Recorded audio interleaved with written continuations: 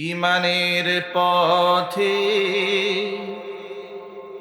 অবিচল থেকে আমার মরণ যেন হয়।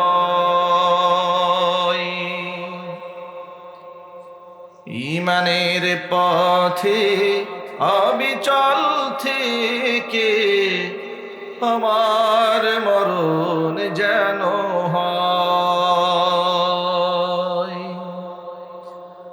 তোমারই কাছে মিনতি আমার,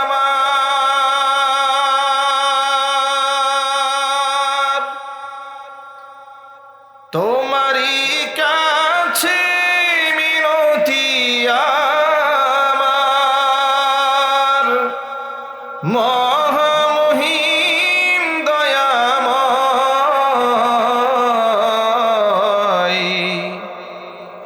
ঈমানের পথে অবিচল থেকে আমার মরণ যেন হয়।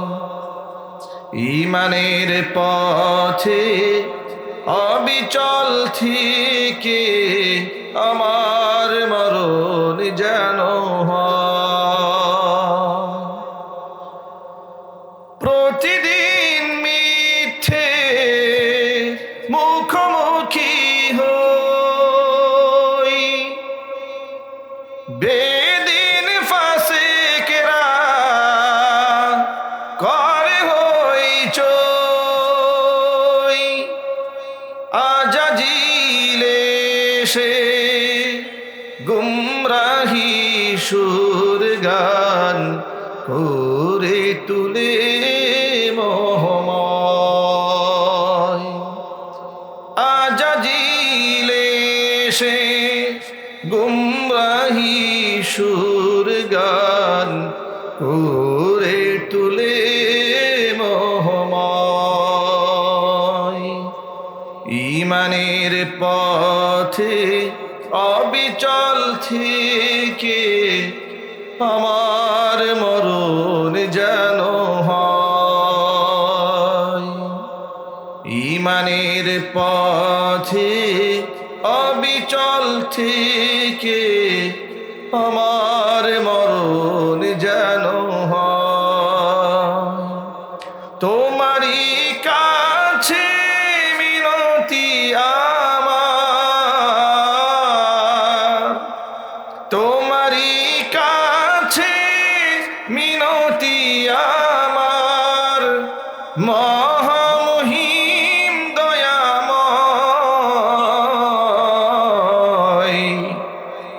ঈমানের পথে অবিচল থেকে আমার মরণ যেন হয়। ঈমানের পথে অবিচল থেকে আমার মরণ যেন হয়। সকলেই বলুন আল্লাহুম্মা আমিন। আল্লাহ তাআলা যেন ঈমানের উপর অবিচল থেকে আমাদের সকলের মরণ দান করেন। ঐতিহ্যবাহী ময়মনসিংহ জেলার অন্তর্গত ফুলপুর উপজেলার হাটপাগলা বড় মসজিদ খতমে কোরআন ও বাৎসরিক ঐতিহ্যবাহী ইসলামী মহাসম্মেলনের শেষ অধিবেশনের সম্মানিত সভাপতি, রাষ্ট্রপতি ও জাতিসংঘ পুলিশ পদকপ্রাপ্ত মোহাম্মদ আলী হোসেন PPMOC, আল্লাহ রাব্বুল আলামিন তার নেক হায়াত দারাজ করুন। প্রশাসনিক দায়িত্ব পালন করেও ধর্মীয় অঙ্গনে এত বড় গুরু দায়িত্ব পালন করে যাচ্ছেন, আলেম ওলামাদের সাথে এত বড় হৃদ্যতাপূর্ণ সম্পর্ক করে যাচ্ছেন। এটা যেন প্রতিকূল পরিবেশে, অনুকূল পরিবেশে দিনের উপর থাকা তো সহজ, কিন্তু তারা যে অঙ্গনের লোক, সেই অঙ্গন থেকে দিনকে এই দেশে লালন করা যে কতটা কঠিন ছিল বিগত জীবনে, সেই কঠিনের মধ্যেও যারা কোরআনকে ধারণ করে রেখেছে, আলেম ওলামাদের সাথে হৃদ্যতাপূর্ণ সম্পর্ক গড়ে রেখেছে, গোটা দেশের মধ্যে যারা এমন কাজটি করেছে তাদের মধ্যে অন্যতম আমাদের প্রিয় ভাই মোহাম্মদ আলী হোসেন। আমরা তার জন্য আল্লাহর কাছে অন্তরে অন্তঃস্থল থেকে দোয়া করছি, আল্লাহ পাক তার নেক হায়াত দারাজ করেন, তার খিদমাতের ওয়াসাতকে আল্লাহ পাক বৃদ্ধি করে দিন। সকলেই বলেন আল্লাহুম্মা আমিন। সহ সভাপতির আসন অলঙ্কৃত করেছেন আলহাজ আব্দুল আজিজ সাহেব, সভাপতি অত্র মসজিদ, আল্লাহ পাক তার নেক হায়াত দারাজ করেন। মোহাম্মদ মুজাম্মেল হক চৌধুরী, সহ সভাপতি অত্র জামে মসজিদ, আল্লাহ পাক তার নেক হায়াত দারাজ করেন। মোহাম্মদ রুবেল হোসেন উপদেষ্টা, হাট পাগলা বড় মসজিদ, আল্লাহ রাব্বুল আলামিন তার নেক হায়াত দারাজ করেন। এছাড়াও আমন্ত্রিত বিশেষ অতিথিবৃন্দ, হাজরাত উলামায়ে কেরাম, মুরব্বিয়ানে আযম, বিশেষ করে আমন্ত্রণে ও সার্বিক ব্যবস্থাপনায় অত্র মসজিদ কমিটির হাট পাগলা গ্রামবাসী সম্মিলিত প্রচেষ্টার মাধ্যমে আজকে তারা এই আয়োজন করেছেন। আমরা প্রথমত মহান রবের দরবারে শুকরিয়া আদায় করছি যে মহান মনিব মুসলিম উম্মার এই ক্লান্তি লগ্নে হাজারো প্রতিকূলতাকে উপেক্ষা করে শত সহস্র বাধাকে পেরিয়ে নবী করিম সাল্লাল্লাহু আলাইহি ওয়াসাল্লামের ভাষায় বেহেশতের বাগানের মধ্যে উলামায়ে কেরামের মাজলিসে কোরআন হাদিসের মাহফিলে যে মহান প্রভু, যে মহান রব আমাদেরকে দয়া করে মায়া করে হাজারো মানুষের ভিড় থেকে রহমতের হাত ছানি দিয়ে একজন করে উঠিয়ে এনে বেহেশতের বাগানে ছেড়ে দিয়েছেন, সেই মহান রবের প্রতি আপনারা খুশি না বেজার? কম না বেশি? উচ্ছ্বসিত কণ্ঠে খুশি মনে মন প্রাণ উজাড় করে আল্লাহ পাকের শেখানো ভাষায় শুকরিয়া আদায় করছি। জবান ছেড়ে দিয়ে সকলে একযোগে বলছি আলহামদুলিল্লাহ। রব্বানা লাকাল হামদ হামদান কাসীরা তয়্যিবান মুবারাকান ফীহি রব্বানা লাকাল হামদু কামা ইয়ানবাগি লিজালালি ওয়াজহিকা ওয়া আযীমি সুলতানিকা। আল্লাহ তাআলা এই বড় সভাকে কবুল করুন। কিয়ামত পর্যন্ত এর ধারাবাহিকতাকে আল্লাহ তাআলা অব্যাহত রেখে দিন। অক্লান্ত পরিশ্রম করে এই বেহেশতের বাগান যারা সাজিয়েছেন, দূরদারাজ থেকে শোনার জন্য যারা এসেছেন, আজকের মাহফিলের ওসিলা করে আল্লাহ তাআলা সকলকে মাফ করে দেন। অত্র এলাকার সমস্ত মুর্দিগানের কবরে আযাব আল্লাহ তাআলা কিয়ামত পর্যন্ত বন্ধ করে দিন। কাল হাসরের কঠিন ময়দানে এই আয়োজন আল্লাহ তাআলা আমাদের সকলের নাজাতের জারিয়া হিসেবে কবুল করেন। অসংখ্য মায়েরা বোনেরা আমাদের বক্তব্য শুনতে পাচ্ছেন, আল্লাহ তাআলা আমার মা বোনদেরকে আবেদা, জাহেদা, সালেহা, কানিতা হিসেবে কবুল করেন। স্বামী স্ত্রীর মধ্যে মোহাব্বত না থাকলে আল্লাহ মোহাব্বত দান করেন। নিঃসন্তানী মাকে আল্লাহ সন্তান দান করুন। আল্লাহ তাআলা আমাদের সকলের মনের নেক বাসনা পূর্ণ করে দিন। প্রিয় ভাইয়েরা, হেদায়েতের মালিক কে জুড়ে বলেন তো ভাই? পৃথিবীর কোনো মানুষের হাতে হেদায়েতের মালিকানা আছে? হেদায়েতের মালিকানা কার হাতে? পৃথিবীতে যদি মানুষের হাতে হেদায়েতের মালিকানা থাকতো, নিশ্চয় তার হকদার সবার আগে নবীগণ হতো, ঠিক কিনা বলেন? কারণ নবীগণ আল্লাহর সবচেয়ে প্রিয় পাত্র, বেগুনা মাসুম, তাদের আমলনামায় কোনো গুনাহ নাই। সগীরা কবিরা, জাহিরি বাতিনি, ইচ্ছায় অনিচ্ছায় সমস্ত গুনাহ থেকে পৃথিবীর সমস্ত নবীদেরকে আল্লাহ পাক আপন মেহেরবানিতে মাহফুজ করে দিয়েছেন। সেই নবীগণ তারা হেদায়েতের মালিক থাকতেন, মানুষ হিসেবে যদি মালিকানা তাদের হাতেই থাকতো। লক্ষ্য করে দেখুন, পৃথিবীর প্রথম মানুষ, প্রথম নবী আদম আলাইহিস সালাতু ওয়াস সালামের দুই ছেলে হাবিল এবং কাবিল, তাদের মধ্যে এই পৃথিবীতে হত্যাযজ্ঞ প্রথম সংগঠিত হলো। কাবিল তার ভাই হাবিলকে হত্যা করলো। আদম আলাইহিস সালাতু ওয়াস সালাম এই পৃথিবীর প্রথম মানুষ, প্রথম নবী। হেদায়েত এটা যদি নিজ হাতে কন্ট্রোল করতে পারতেন তিনি, নিশ্চয়ই তার সন্তানকে খুন করার মতো ভয়াবহ অপরাধ চক্রের সাথে জড়াতে দিতেন না, ঠিক কিনা বলেন? নূহ আলাইহিস সালাতু ওয়াস সালাম কিস্তি নির্মাণ করে ইমানদারদেরকে রক্ষা করেছিলেন। ৯৫০ বছর হায়াত পেয়েছিলেন, সূরা আনকাবুতে বর্ণনা আছে।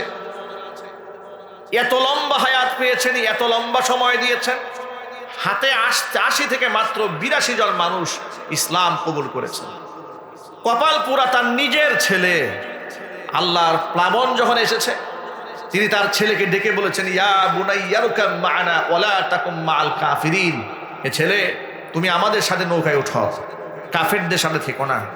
কপাল কত খারাপ! নবীর ছেলে জবাব দিয়ে বলে, ক্বালা সাআবি ইলা জাবালি ইয়াসিমুনি মিনাল মা, নৌকায় আমি উঠবো না, কিস্তিতে আমি আরোহণ করব না, ওয়ালাকিন আমি বরং সাআবি ইলা জাবালিন, আমি পাহাড়ে গিয়ে আশ্রয় গ্রহণ করব।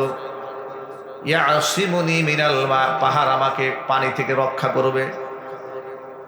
তিনি বললেন ক্বালা লা আসিমাল ইয়াউমা মিন আমরিল্লাহি ইল্লা মার রাহিম ওয়া হালা বাইনাহুমাল মাওজু ফাকানা মিনাল মুগরাকিন। তিনি বললেন মোটেও না, একমাত্র আল্লাহ যাকে রক্ষা করবেন সেই রক্ষা পাবে, এছাড়া কেউ আজকে রক্ষা পাবে না।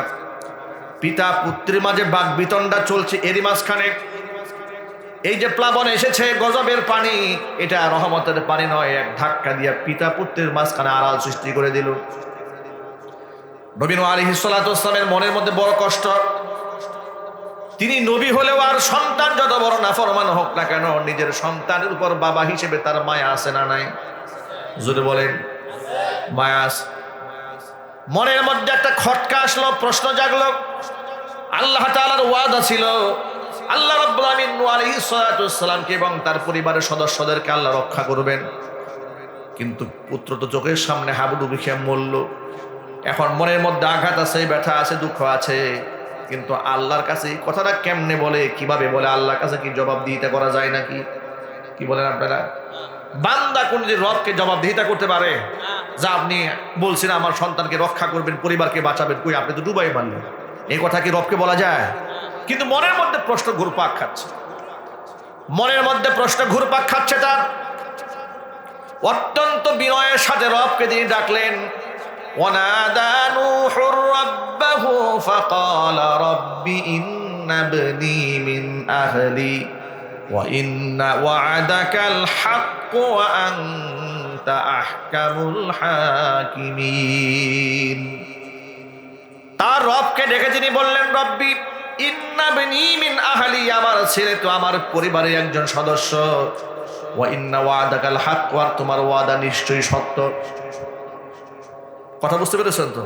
তোমার ওয়াদাও সত্য, আর আমার ছেলে আমার পরিবারের সদস্য। আল্লাহর কি বুঝার আর বাকি থাকে? এটা যদি উনি নাও বলেন, ওনার মনের মধ্যে কি প্রশ্ন আছে এটা আল্লাহ পাক জানেন না? আল্লাহ পাক জানেন। তিনি বুঝাতে চাইলেন, আল্লাহ আপনার ওয়াদা ছিল আপনি আমার পরিবারকে বাঁচাবেন, কই আমার ছেলে তো মরল। আবার আপনার ওয়াদাও সত্য, এটাও মানি, আবার এটাও বিশ্বাস করি আপনি যে ফয়সালা করেন এটা ভুল হয় না। আনতা আহকামুল হাকিমিন, আপনি শ্রেষ্ঠতম বিচারক। চিল্লায় এখন আল্লাহু আকবার। সন্তানকে তিনি রক্ষা করতে পারেন। তিনি বললেন, আল্লাহ আমার ছেলে আমার পরিবারের সদস্য। কথা খুব মনোযোগ সহকারে শুনবেন।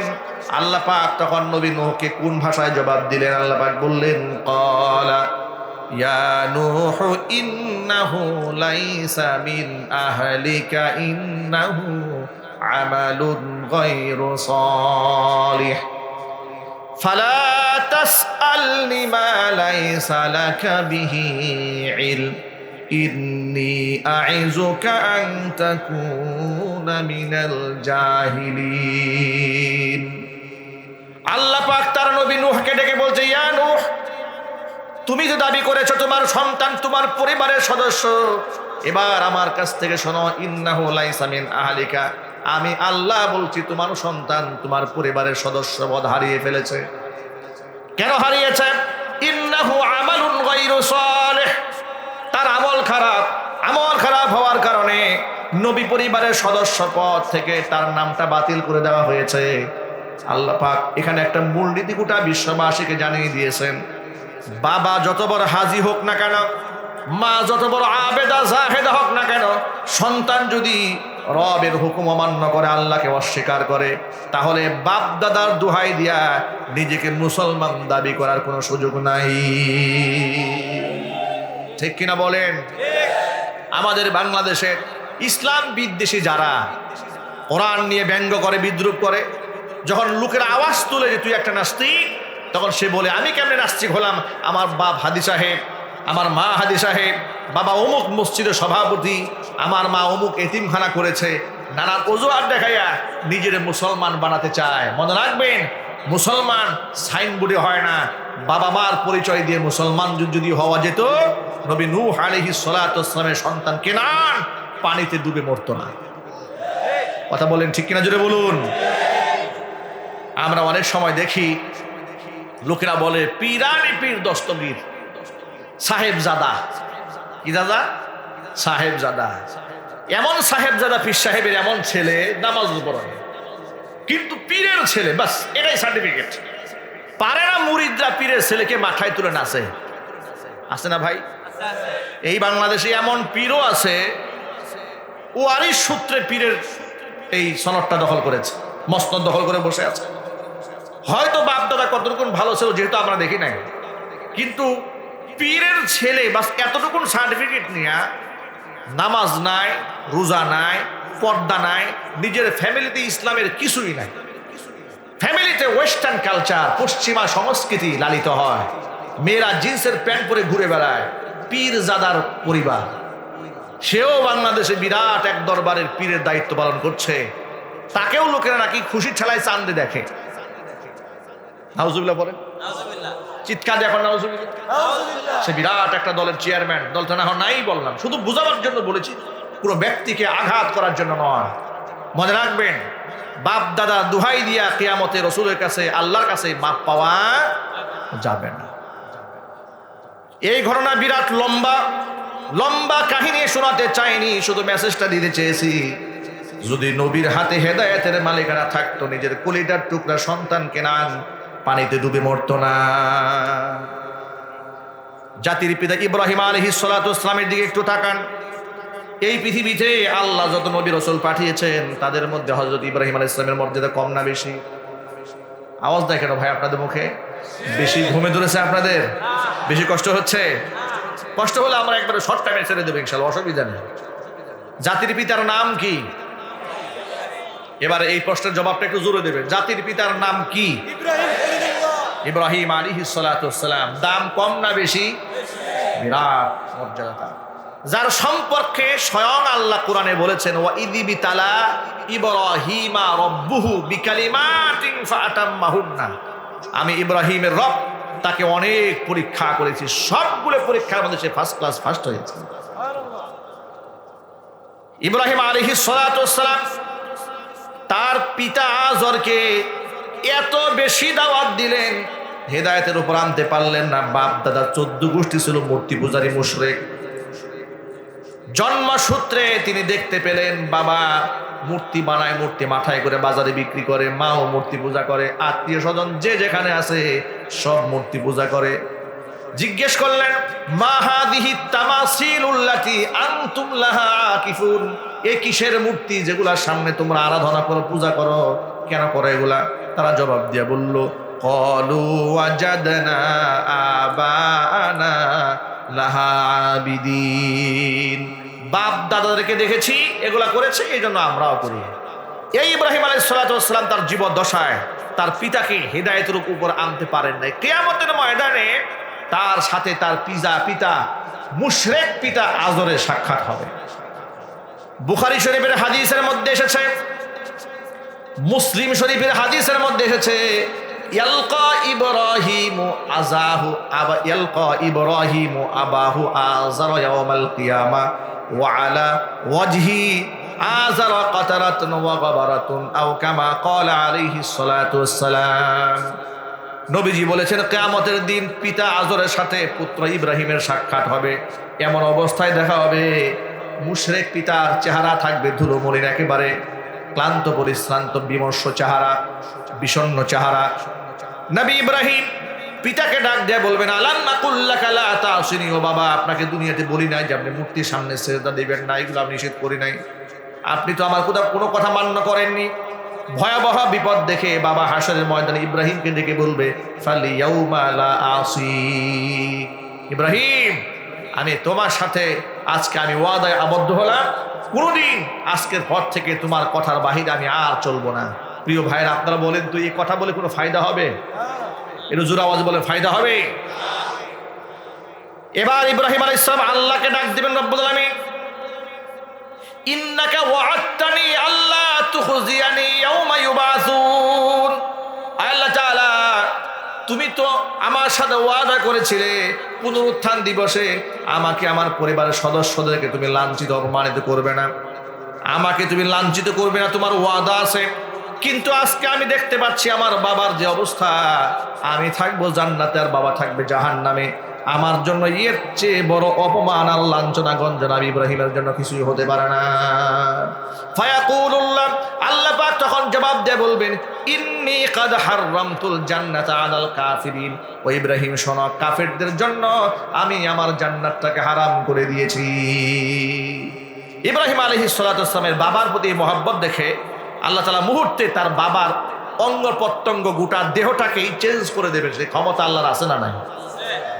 এতক্ষণ বাবার রূপে যে লোকটা দাঁড়িয়েছিল, হঠাৎ করে আল্লাহ পাক বলবেন, ইব্রাহিম উনজুর ইলা মা বাইনা রিজলাইক, তুমি তোমার দুই পায়ের মাঝখানে একটু তাকায় দেখো তো। এবার তিনি দু পায়ের মাঝখানে তাকায় দেখবেন, ফাইদা হুয়া বিদিখুন মুলতাদিখুন, নিকৃষ্ট একটা জানোয়ারের চেহারায় দিয়ে আল্লাহ পাক তাকে ফেলে দিয়েছে। ফায়ুখাযু বিকাওয়ামিহি ওয়া ইউলকা ফিন নার, ঘৃণা ইব্রাহিম সেখান থেকে মুখটা ফিরাই নেবে। জাহান্নামের প্রহরী দারওয়ান ফেরেশতারা তার দু পায়ের মধ্যে দূরে উঁচা করে ঢিল মেরে জাহান্নামে নিক্ষেপ করবে, চিৎকার দেবেন নাউযুবিল্লাহ। ঘটনা থেকে শুধু আপনাদেরকে এই সবকটা শোনাতে চেয়েছি, এখানেও ইতিহাস অনেক লম্বা।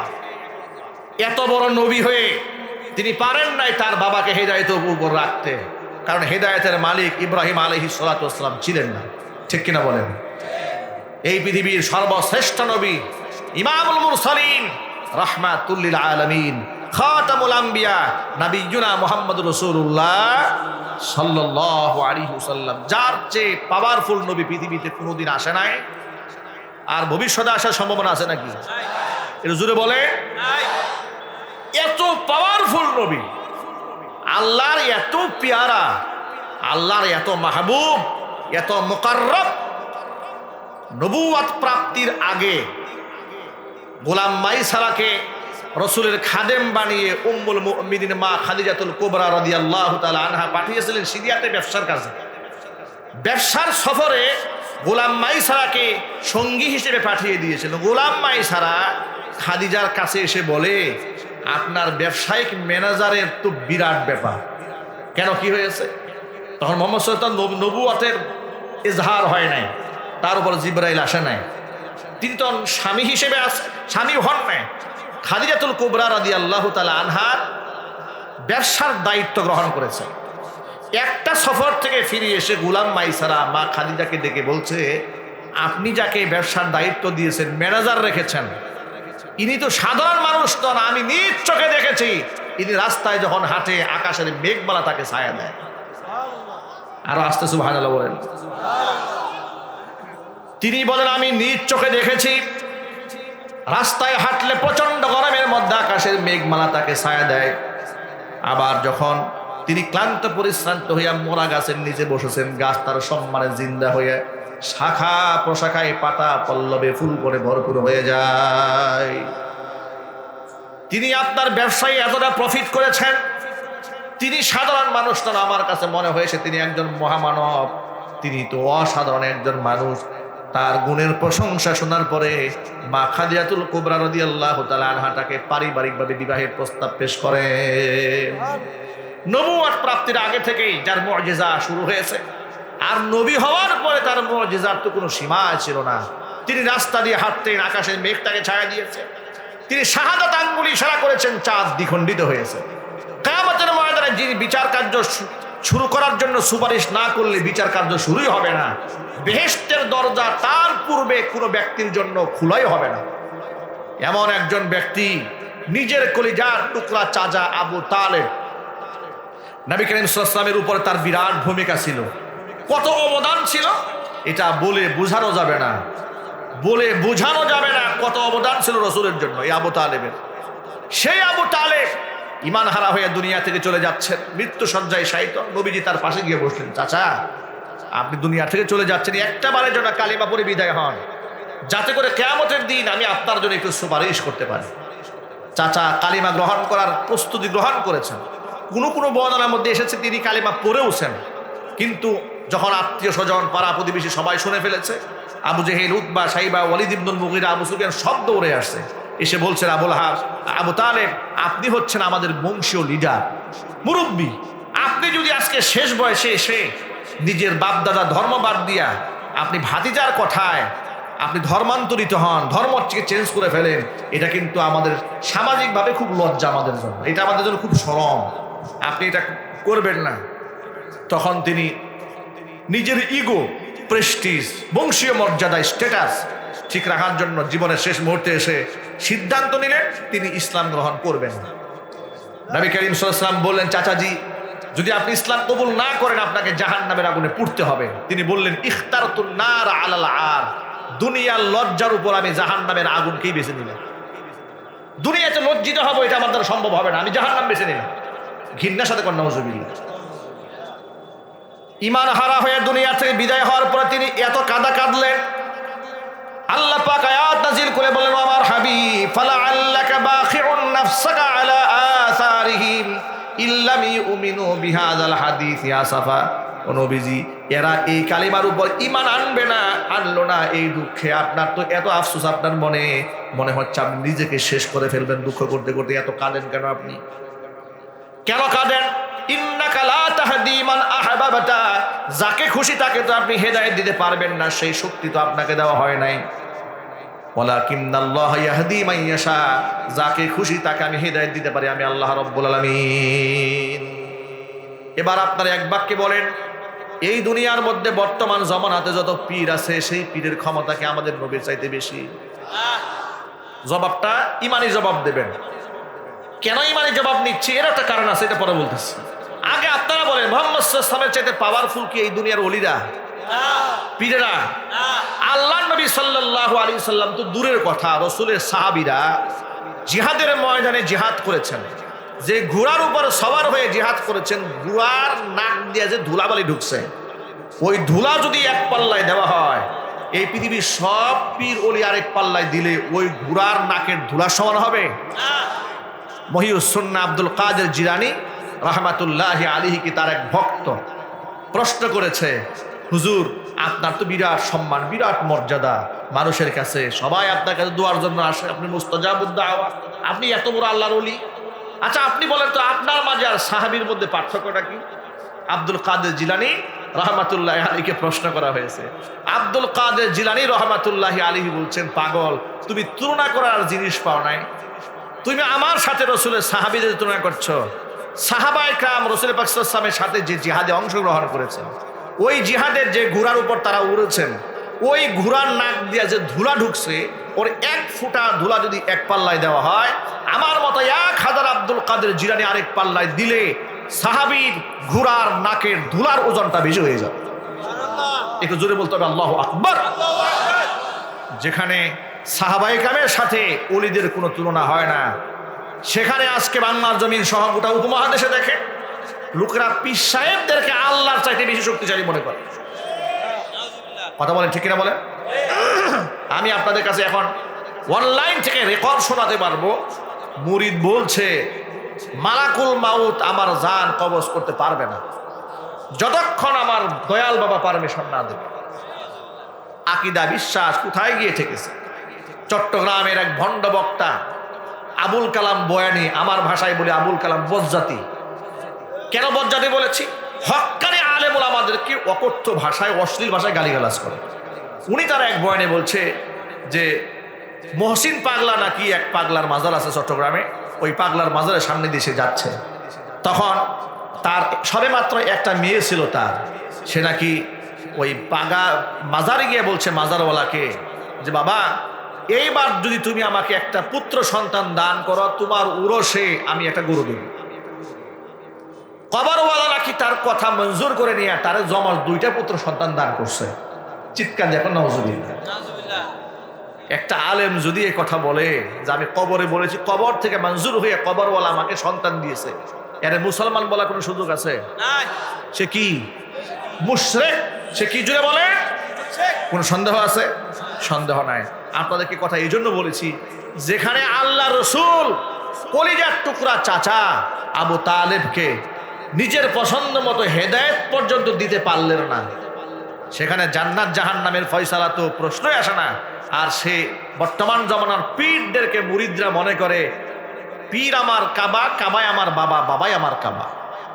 পীরের জন্য এত অস্থির, গরু নিয়ে যাচ্ছে, ছাগল নিয়ে যাচ্ছে, ভেড়া নিয়ে যাচ্ছে, নিজের বাপ মার খবর নাই। পীরকে এত সম্মান করে, নিজের বাপকে এত সম্মান করে না। অথচ পীরের দোয়া কবুল হবে গ্যারান্টি নাই, অথচ বাপমার দোয়া কবুল হবে 100% গ্যারান্টি আছে। ঠিক কিনা যদি বলেন?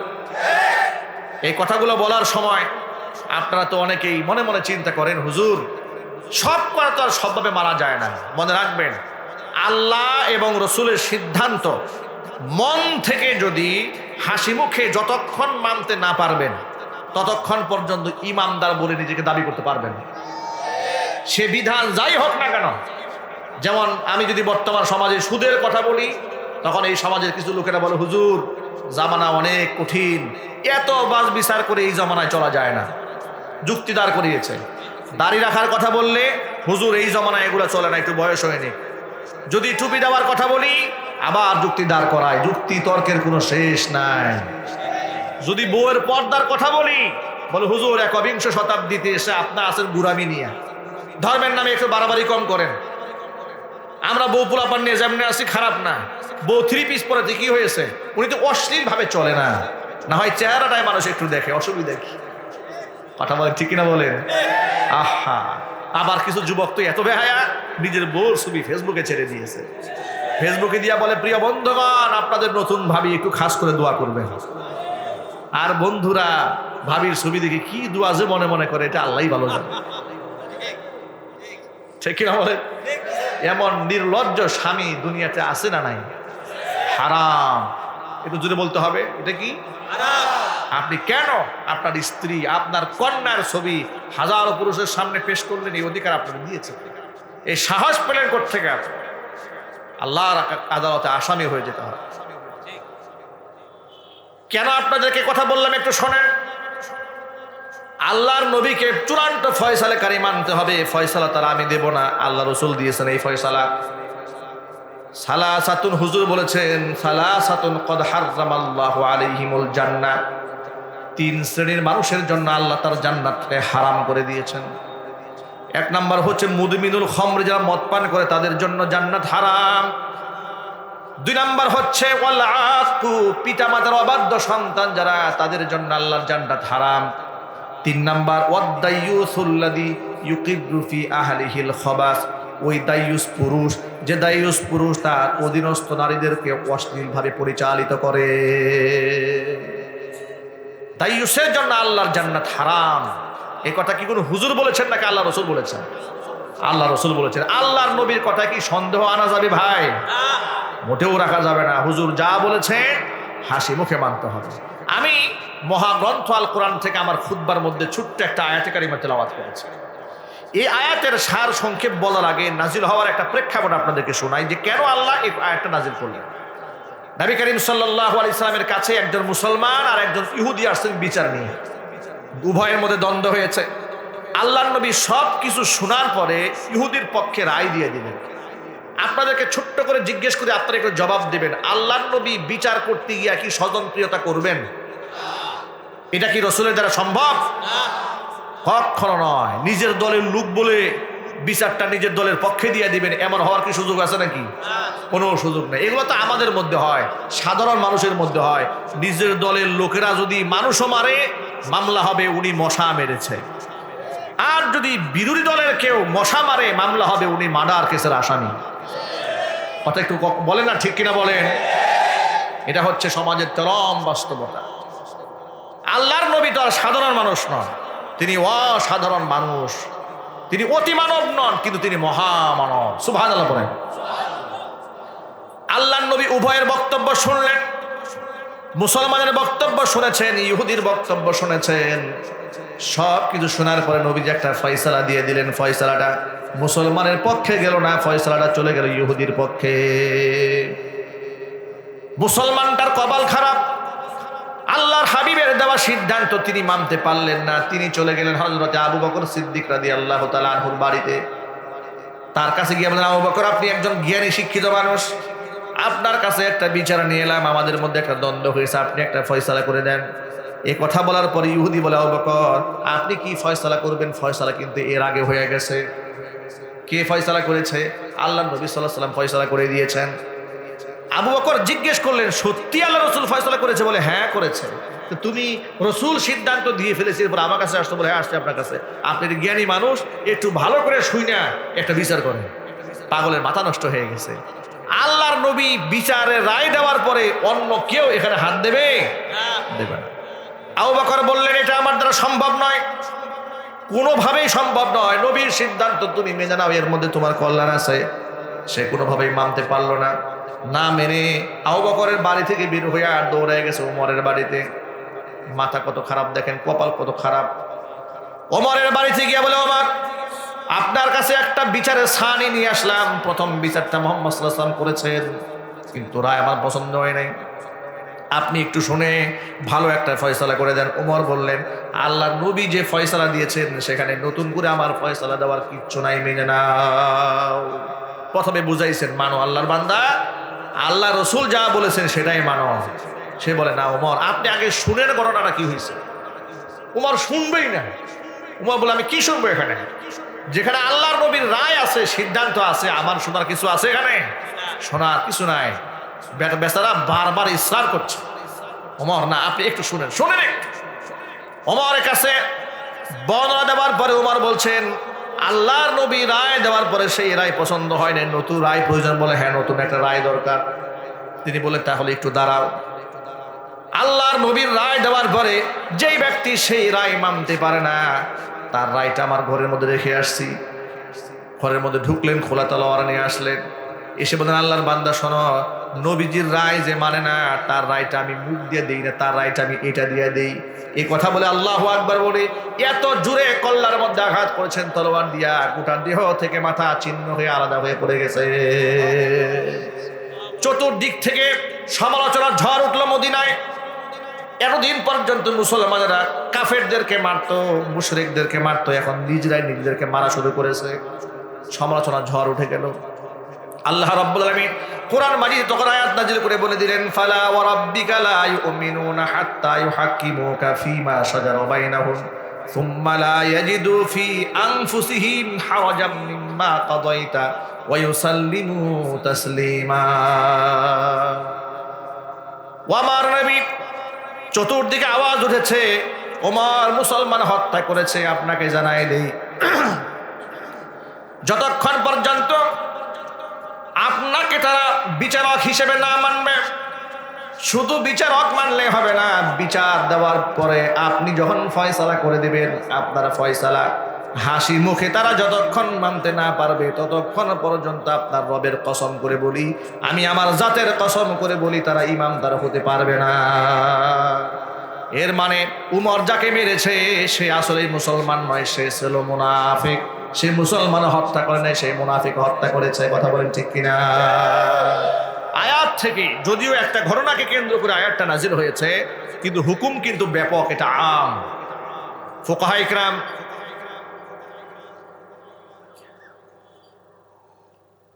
ফুকাহা ইকরাম বলেছেন এই আয়াতের হুকুমটা ব্যাপক, এটা আম, সকলের জন্য প্রযোজ্য। যে কোনো ব্যাপারে রাসূলের সিদ্ধান্ত হাসি মুখে আমাদের মানতে হবে। আমরা বলি ইনশাআল্লাহ।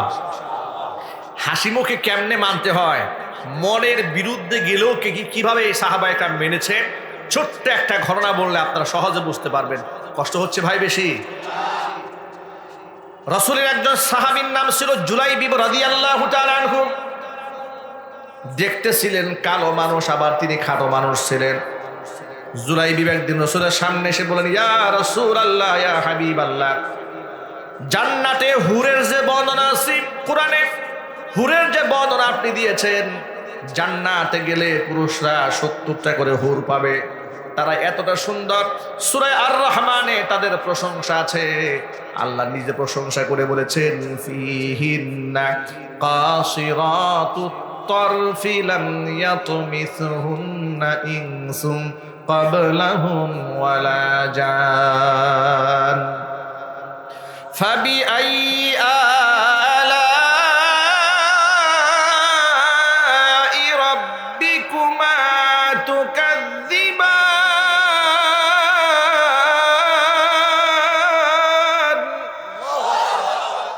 আল্লাহ রাব্বুল আমিন বলেন, জান্নাতি এমন লজ্জাশীল নারী তারা, এমন লাজুক তারা, লজ্জায় চোখ মেলে তারা স্বামীর দিকে ভালো করে তাকাবেও না। জোরে কোন সুবহানাল্লাহ।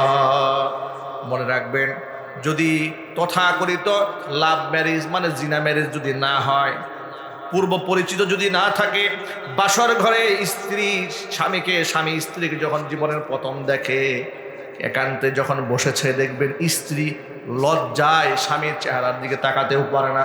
ঠিক কিনা জোরে বলেন? এটা বড় একটা নারীর জন্য পরম সৌভাগ্য, একটা স্বামীর জন্য পরম সৌভাগ্য এটা লাজুক স্ত্রী পাওয়া, লজ্জাশীল বউ পাওয়া, এটা কপালের ব্যাপার। যুবকেরা আছেন তো আপনারা নাকি, না ঘুমায় গেছেন? লজ্জাশীল বউ পাওয়া কিসের ব্যাপার? কপালের ব্যাপার। আর নির্লজ্জ বেহায়া স্ত্রী যদি ঘরে ঢুকে, টাকা দিয়া, পয়সা দিয়া, কিছু দিয়া সুখ কিনতে পারবেন না ঘরের মধ্যে। ঠিক কিনা বলেন? এই যে পার্কে পার্কে সিনেমা হলে যে সমস্ত মেয়েরা বয়ফ্রেন্ডের হাত দূরে দূরে ঘুরে, নিশ্চয় আপনাদের মনে আছে বাংলাদেশের একজন তরুণ ক্রিকেটার, কি যেন নাম,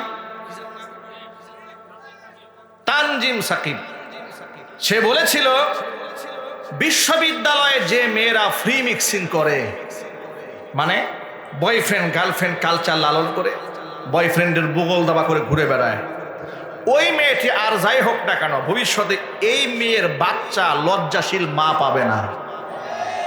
কথা ঠিক না বে ঠিক? এই কথা বলার কারণে আমাদের দেশে তথাকথিত সুশীল এবং বুদ্ধিজীবীরা এই ক্রিকেট তারকার উপরে এমন খেপা দিল, বলে ফেললো যে তার মাথায় সমস্যা আছে, সে মানসিক রোগী। কেন সে এই কথা কেন বলেছে? আচ্ছা আপনাদেরকে জিজ্ঞেস করি, সে যা বললো এটা সঠিক না ব্যাঠিক? সঠিক কথা বলার কারণে তাকে বলা হয় মানসিক রোগী, তার ট্রিটমেন্ট দরকার। আমি তখনই ওয়াজ মাহফিলে বলেছি, তানজিম সাকিব যে কথাটা বলেছে এটা একটা শরীয়ত সম্মত কথা বলেছে, বাস্তবধর্মী কথা বলেছে। এতে যাদের চুলকানি শুরু হয়েছে তাকে মানসিক রোগী বলেছে। সর্বপ্রথম ওই সমস্ত বুদ্ধিজীবীদেরকে আগে পাবনা পাঠাইয়া চিকিৎসা করা দরকার। মানসিক রোগী সে নয় যে শরীয়ত চিনেছে, মানসিক রোগী হচ্ছে সেই যে তার রবকে চিনতে পারে না, সেই হচ্ছে সবচেয়ে বড় মানসিক রোগী। ঠিক কিনা বলেন? ফ্রি মিক্সিং যারা করে ওই সমস্ত মেয়েদের লজ্জা থাকে না, শরম থাকে না, ওর লজ্জার আছেই থাকে। ঠিক কিনা বলেন ভাই?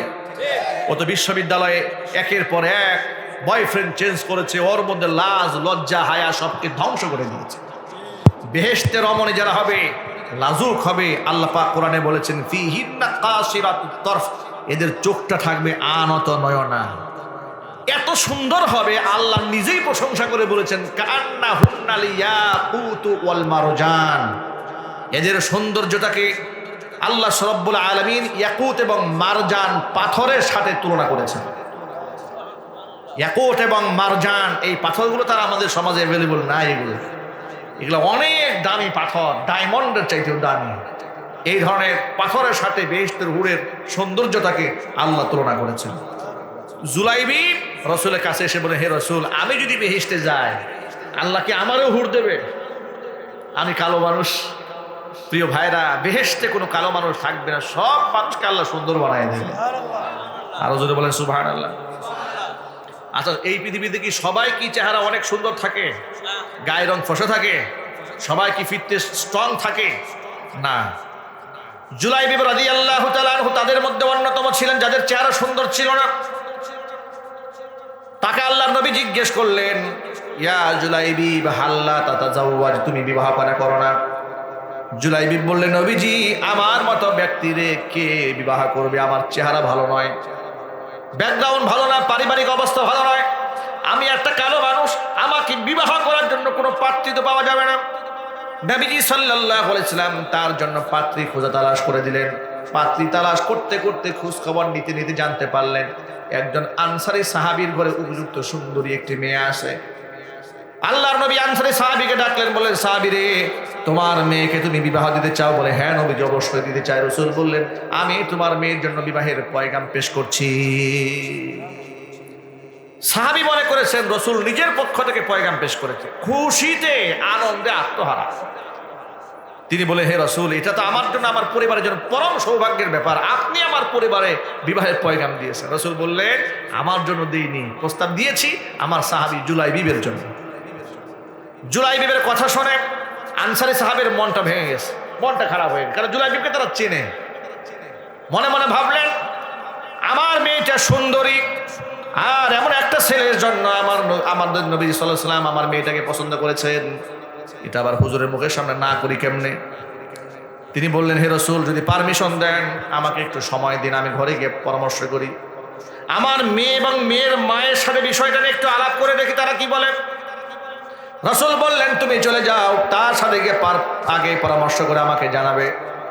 সাহাবী চলে গেলেন ঘরের মধ্যে, মেয়েকে ডাক না দিয়া মেয়ের মাকে ডাকলেন আড়ালে, একান্তে বললেন, তোমার মেয়ের জন্য নবীজি বিবাহের পয়গাম পাঠিয়েছেন। মেয়ের মা মহা খুশি, তিনিও মনে করেছেন রাসূল পাক সাল্লাল্লাহু আলাইহি ওয়াসাল্লাম নিজের পক্ষ থেকে পয়গাম দিয়েছেন। তিনি বললেন, আল্লাহর নবী পয়গাম দিয়েছেন, তবে সেই পয়গাম নিজের জন্য দেননি, দিয়েছেন তার সাহাবী জুলাইবিবের জন্য। জুলাইবিব সম্পর্কে অবগত হওয়ার কারণে মায়ের মনটাও খারাপ হয়ে গেল, বাবার মন খারাপ, মায়ের মন খারাপ। নিজেরা সিদ্ধান্ত নিলেন, এই প্রস্তাব নিয়ে মেয়ের কান পর্যন্ত আওয়াজ পৌঁছে দেওয়ার কোনো দরকারই নাই। মা বলে, এক কাজ করেন, আপনি প্রস্তাবটা রাসূলের কাছে গিয়া প্রত্যাখ্যান করে দিয়ে আসেন। নবীজি সাল্লাল্লাহু আলাইহি ওয়াসাল্লামের সামনে এসে প্রস্তাব প্রত্যাখ্যান করে দিবেন, এই নিয়তে তিনি ঘর থেকে বের হয়ে যাচ্ছেন। এমন সময় মেয়ে বাবাকে ডাক দিয়েছে, আব্বা একটু দাঁড়ান, কোথায় যান? এতক্ষণ পর্যন্ত আপনারা যে কথোপকথন করেছেন আমার বিবাহের ব্যাপারে আমি সব শুনে নিয়েছি, আপনি কার প্রস্তাব প্রত্যাখ্যান করতে যাচ্ছেন আপনি কি জানেন না? আল্লাহ কোরআনে কি বলেছেন? আগে বলেন আল্লাহু আকবার। পর্দার আড়ালে যত মায়েরা আছেন, বোনেরা আছেন, কথাটা কান খুলে শুনে রাখেন। নিজের মনের এবং ইচ্ছার বিরুদ্ধে, পছন্দের বিরুদ্ধে গিয়া নবীজির সিদ্ধান্ত মানার জন্য কত পাগল পারা এই নারী। তিনি বললেন, আল্লাহ কোরআনে সূরা আহজাবের 36 নম্বর আয়াতে কি বলেছেন শোনেন। আল্লাহ পাক বলেছেন, ওয়ামা কানা লিমুমিনিন ওয়ালা মুমিনাতিন ইযা কাদাল্লাহু ওয়া রাসূলুহু আমরা আন ইয়াকুনা লাহুমুল খিয়ারাতু মিন আমরিহিম ওয়া মান ইয়াসিল্লাহা ওয়া রাসূলাহু ফাকাদ দাল্লা দালালাম মুবিনা। ইযা কাদাল্লাহু ওয়া রাসূলুহু আমরা, আমি আল্লাহ এবং আমার রাসূল যদি কোনো ব্যাপারে কোনো সিদ্ধান্ত দিয়ে ফেলে, সেই ক্ষেত্রে পৃথিবীর পুরো ইমানদার নারী পুরুষের নিজস্ব মতো কোনো মতামত ব্যক্ত করার কোনো অধিকার থাকে না। যদি আমার রায়, আমার রাসূলের রায়কে যদি কেউ প্রত্যাখ্যান করে, মাইয়াসিল্লাহা ওয়া রাসূলাহু ফাকাদ দাল্লা দালালাম মুবিনা, সেই ব্যক্তি সুস্পষ্ট গোমরা হয়ে যায়। আব্বাজান, আপনি কার প্রস্তাব প্রত্যাখ্যান করে যাচ্ছেন? রাসূলের সিদ্ধান্ত। আপনি রাসূলের কাছে গিয়ে বলেন, আমার মেয়ে আপনার সিদ্ধান্ত হাসি মুখে মেনে নিয়েছে। একটু জোরে বলেন আল্লাহু আকবার। ভাইরা আমার, শিক্ষা গ্রহণ করেন। সাহাবায়ে কেরাম যেভাবে রাসূল পাক সাল্লাল্লাহু আলাইহি ওয়াসাল্লামের সিদ্ধান্ত হাসি মুখে মেনে নিয়েছেন, আমাদেরও সেভাবেই নিতে হবে। সুতরাং আজকের পর থেকে এক ওয়াক্ত নামাজও কাজা করার কোনো অজুহাত চলবে না, ইনশাআল্লাহ বলেন। নামাজ ছাড়া জান্নাতে যাওয়ার কল্পনাও করা যাবে না। as-salatu মিফতাহুল জান্নাহ, নামাজ বেহেশতের চাবি। কেন চাবি এটা একটু শোনেন। নবীজির সামনে রাসূলের সাহাবী রাবিআ রাদিয়াল্লাহু তাআলা আনহু ওযুর পানি এগিয়ে দিলেন। রাসূল তার খেদমতে বড় খুশি হয়ে গেলেন। হুজুর বললেন, সাহাবীরে সাল তো তুমি আজকে তুমি চাও তোমাকে প্রদান করা হবে। সাহাবী বলে, ইয়া রাসূলুল্লাহ, কিচ্ছু চাই না দুনিয়াতে, চাওয়ার যেহেতু সুযোগ আপনি দিয়েছেন, ছোট্ট একটা চাওয়া আছে আপনার কাছে। চাওয়াটা হচ্ছে নাসআলু মুরাফাকাকা ফিল জান্নাহ, বেহেশতে আপনার সাথী হয়ে থাকতে চাই। আমি এই হাদিসটা যতবার নিজে পড়েছি, যতবার মানুষের সামনে বলেছি, ততবার অবাক হয়েছি আর ভেবেছি এত দামি করে তার মুখ থেকে আসলো কেন? সুবহানাল্লাহ। সুবহানাল্লাহ। রাসূল বললেন, যা চাবে তাই পাবে। তিনি বললেন, কিচ্ছু চাই না, বেহেশতে আপনার সঙ্গী হয়ে থাকতে চাই।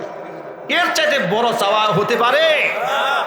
আল্লাহর নবী তার একটা কন্ডিশন দিয়ে দিলেন। হুজুর বললেন, ফাআইন্নি আলা যালিকা বিকাসরাতিস সুজুদ, বেহেশতে যদি আমার সঙ্গ দিতে চাও, আমার সাথী হয়ে থাকতে চাও, বেশি বেশি আল্লাহর পায়ে সেজদা দিয়া, বেশি বেশি নামাজ পড়ে